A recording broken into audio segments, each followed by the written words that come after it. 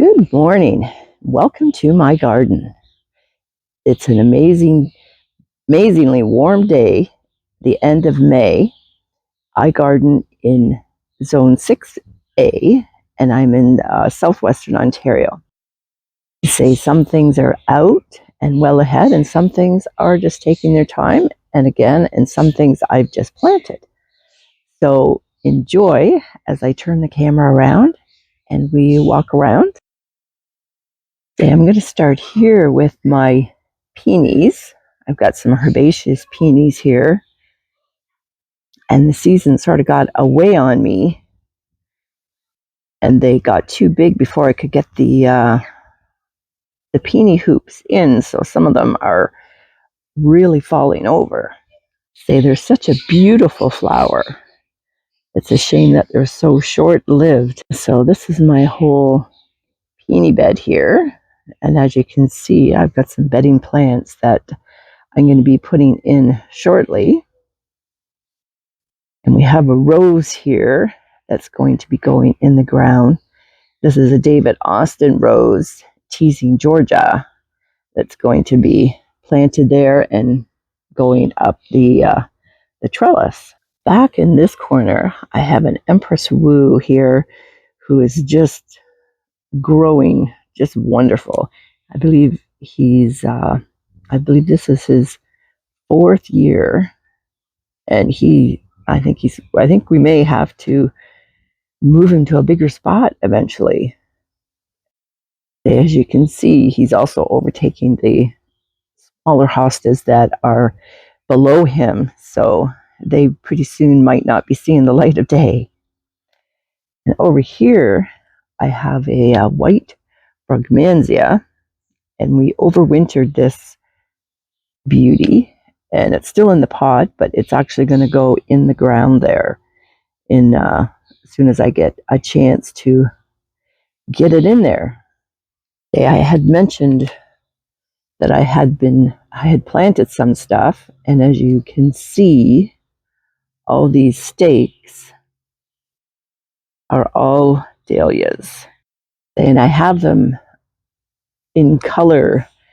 Down at this end, there's going to be a lot of pinks and purples, and then as we come along here, it's going to be a lot of red and yellows mixed in with some antique coppery type dahlias.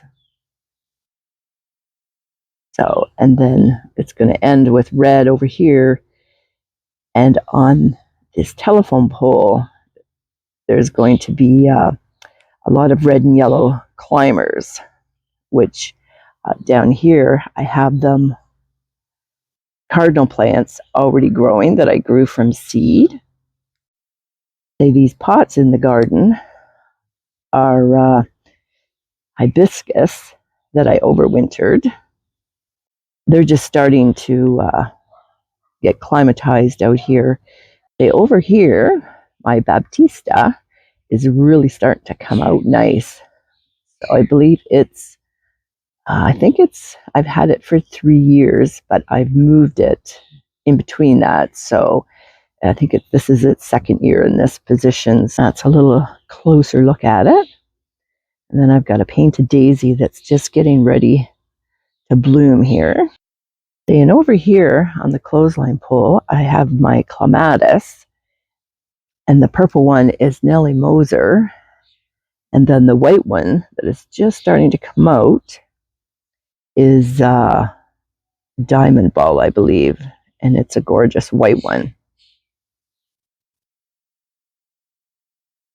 So, but I cut it back, and I'm not sure if I should have cut the Nellie Moser one back, because I think it's an early bloomer that blooms on old wood, and I have them in a pot here, and they've sort of intertwined, so it's a little hard to know which ones you're cutting back. But I was afraid I wasn't going to get any flowers from the Nellie Moser, but I got a few, and they're down low, so hopefully next year it'll be up on the top. As you see, I've got some strings there, and I'm just leading it back to the top of the clothesline pole. And it's funny, I call it a clothesline pole because that's what it used to be, but right now it's a plant trellis. In here I have a mixture of Rudbeckia that's coming up nice, and some Shasta daisies. And then I have an obedient plant that is right, you can see it right there. And it's starting to grow. I've had it, I think this is its second year. But also a mixture of asters, got some phlox. And then down here, I have a Peruvian lily, just a tiny green one, which this one here is red, this one here is yellow. Now the red one, it's supposed to be an annual. I had it in the ground last summer, dug it up, put it in the house, and it self-seeded itself and it come up. So our winter was not very bad here in zone 6A. So I've got some alliums in full bloom here. This is their first season. Saying the spirea is just starting to come on with its flowers. The same as the soldier boy. I forget the actual correct name for it. I just call it soldier boy with the red flower. And I say the hydrangeas are nicely forming their little flowers, so this is going to be white before long. And in here, as you can see with the wires and the netting, I have peacock orchids planted at the back here. And then I have yellow calla lilies planted, so I've got those there so that the squirrels don't dig up my bulbs. And a few more small dahlias. So I've got a beautiful pink yellow rose that is going to be coming out here. So I've had this for a long time. I don't know the name of it. My son actually gave it to me years ago as a Mother's Day gift. So, but it's got gorgeous flowers and it's getting ready to bloom.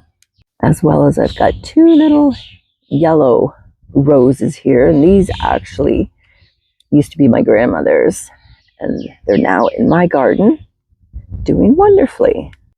On this side of the garage, I have a huge perennial garden that's filled with hostas and astilbes, and you can see I believe it's called bachelor button out in bloom. Another peony here that hasn't quite opened. These ones get the afternoon sun rather than the morning sun like the first ones that I showed you. I'll show you these pots. I'm not sure how well you can see it because the sun is really starting to come up on the side of the house. But this is the first time I've planted these white caladiums. So, because this is a part sun spot, so I'm hoping that they're going to do amazing here as well.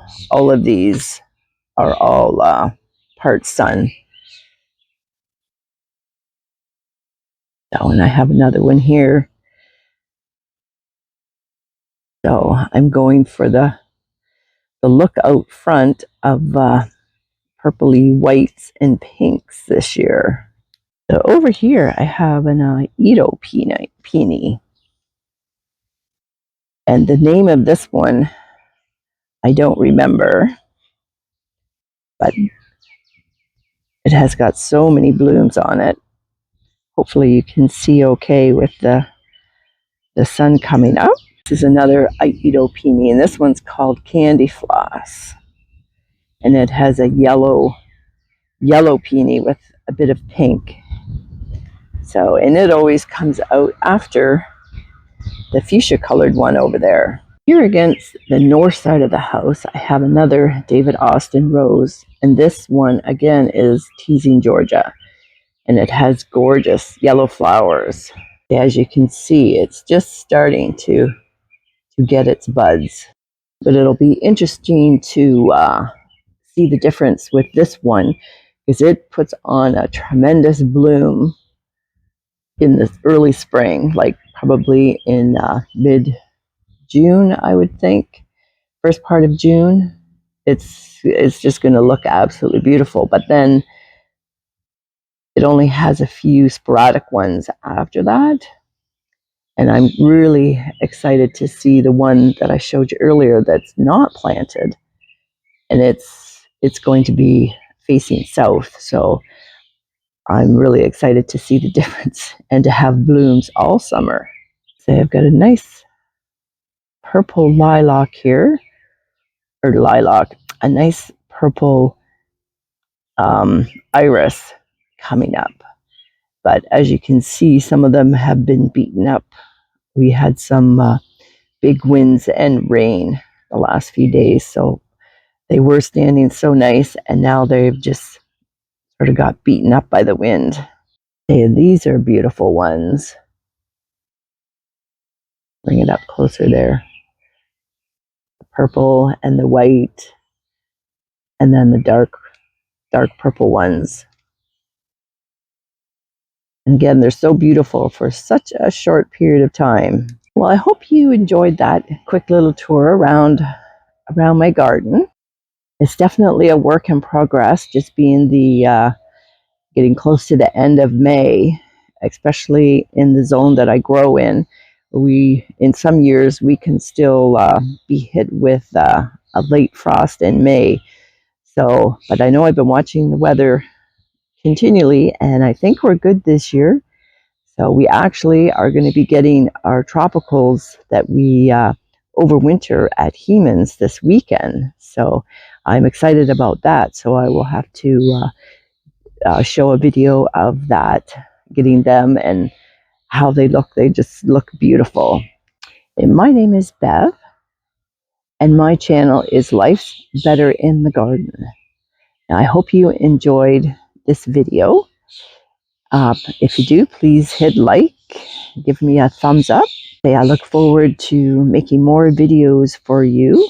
I'd be interested to hear your comments on maybe some of the challenges that you have to overcome if you're gardening in Zone 6A. I'm wishing everyone a wonderful day and hope your day is made better by being in the garden. And we will see you in the next one. Bye for now.